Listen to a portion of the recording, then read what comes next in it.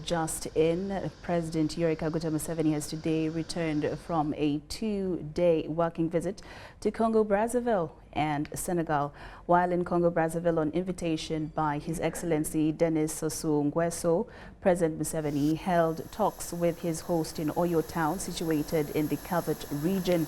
The talks centered on bilateral relations between the two countries. The two leaders were later joined by their counterparts, His Excellency Felix Tshisekedi of the Democratic Republic of Congo and His Excellency Faure Esonzima for a mini-summit on peace and security and transformation in the region. From Congo-Brazzaville, President Museveni proceeded to Dakar, Senegal for a 1-day working visit at the invitation of President Macky Sall, who is the current chairperson of the African Union. The two leaders discussed a wide range of issues of mutual interest, including the security situation on the continent, as well as the economic development of the African countries. President Museveni was accompanied on this trip by former Prime Minister, retired Honorable Amama Mbabazi.